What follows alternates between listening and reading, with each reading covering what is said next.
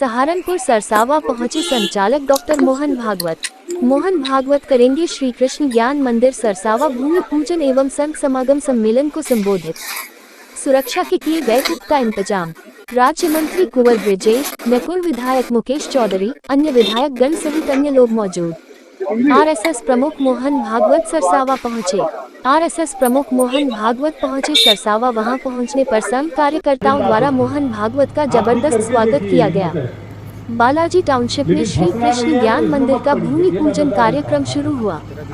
सहारनपुर से कलीम अंसारी की रिपोर्ट। है समय तो मैं जाता। बात है कि ये सब बातें हैं, उसका आचरण होना चाहिए। और अपने यहाँ पर सभी पंथ संप्रदायों का बहुत प्राचीन काल से उपदेश चल रहा है।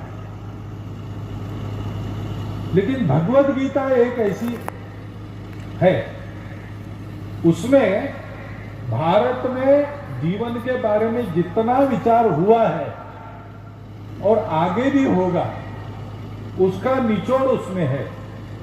और केवल तत्वज्ञान नहीं है, उसमें करने की बातें बताई।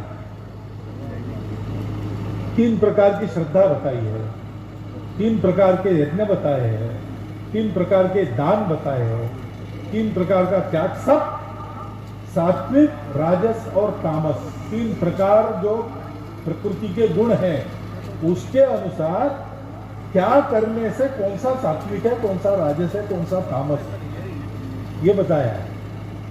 जो सात्विक है वो हो और उसके भी परे हम जाएं, इसके लिए आचरण कैसा होना चाहिए ये बताया है। तत्व और व्यवहार दोनों है। अभी मैं यहां आया तो आप 15वां अध्याय बोल रहे थे। 15वां अध्याय क्या है? वो तत्व है। गीता के दूसरे अध्याय में स्थित प्रज्ञ के लक्षण है। 12वां अध्याय भक्तों के लक्षण बताता है। वो क्या है? वो आचरण का उपदेश। उसमें आचरण बताया है, वैसा चलना चाहिए। सदा सर्वकाल वैसा चल सकते हैं। तो कुछ बातें बहुत सरल है। योगा कर्मसु कौशलम, कुशलता पूर्वक कर्म करो। कुशलता पूर्वक करना यानी क्या? तो उत्कृष्ट करना। जो भी करो उत्तम करो। लोकमान्य तिलक जी ने गीता पर भाष्य लिखा, गीता रहस्य। उनका लड़का था। लोकमान्य तिलक गणित के विद्यार्थी थे बहुत अच्छे, तो उनकी इच्छा थी लड़का भी गणितज्ञ बने। लेकिन लड़के ने उनको पत्र लिखा कि आपका आग्रह मैं गणित वाला बनूं, मुझे गणित में बिल्कुल रुचि नहीं। आप क्यों मुझको बार बार ये कह रहे हो? मुझे बनने दो जो मुझे। कल मुझे लगता है कि मुझे जूता सिलाना चाहिए, अच्छा जूते वाला बनना चाहिए, तो मैं वो बनूंगा। आपका क्या कहना है? तो तिलक जी ने उत्तर लिखा कि मेरा कोई कहना नहीं, तुमको जो लगता है वही तुम बनो। लेकिन ध्यान रखना, अगर तुम जूता सिलाना चाहते हो जूता सिलाओ, लेकिन जूता ऐसा सिलाओ कि पूना के लोग कहे, शहर के, कि अगर जूता सिलाना है तो तिलक जी के लड़के से ही सिलाना। जो भी करते हो, काम कम ज्यादा नहीं है, काम छोटा बड़ा नहीं है, काम पवित्र अपवित्र नहीं है। जिसको जो जैसा प्राप्त होता है कर सकता है, उसको ठीक करना। जो उत्कृष्ट है वो भगवान का। उत्कृष्ट कर्म करना, अहंकार नहीं करना, भगवान का धन्यवाद करना कि मेरे हाथ में इतनी कुशलता दी। ये एक अर्थ है कुशलता का। बिना अहंकार के उत्तम काम करना और भगवान को अर्पण करना। फल के ऊपर मोह नहीं रखना। अच्छा काम करने से अच्छा ही होता है ऐसा दुनिया में दिखता नहीं है, क्योंकि बताते हैं कि पूर्व कर्म भी कुछ होता है, उसका भी परिणाम होता है, बहुत सारी बातें। लेकिन अच्छे काम के परिणाम को देखकर करना, परिणाम अपने लिए ठीक नहीं तो छोड़ना, ऐसा नहीं है। जो अच्छा है वो करना ही करना।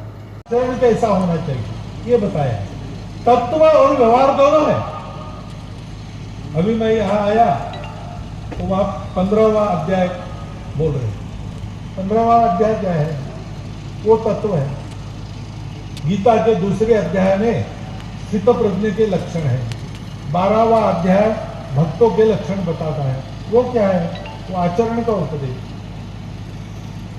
उसमें आचरण बताया है वैसा चलना चाहिए,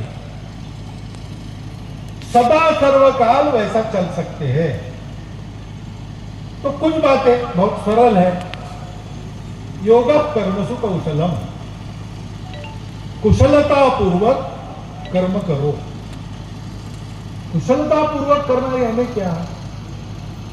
तो उत्कृष्ट करना, जो भी करो उत्तम करो। लोकमान्य तिलक जी ने गीता पर भाष्य लिखा, गीता रस।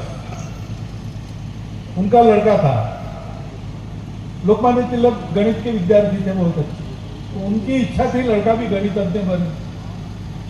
लेकिन लड़के ने उनको पत्र लिखा कि आपका आग्रह मैं गणित वाला बनूं, मुझे गणित में बिल्कुल रुचि नहीं, आप क्यों मुझको बार बार ये कह रहे हो?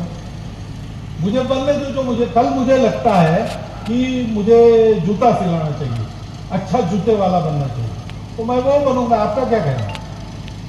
तो तिलक जी ने उत्तर लिखा कि मेरा कोई कहना नहीं। तुम स्वामी दीपंकर महाकालेश्वर आश्रम प्रणेता भिक्षा यात्रा महंत जी भी उनका हार्दिक स्वागत कर रहे हैं। ना ना ना आने की ना, आने की ना, आने की ना है, अरे आने की ना है। सुश्री भाई जी, सुशिक्षा भाई जी, ये भी यहाँ आकर मुख्य अतिथि भागवत जी का कार्यक्रम था।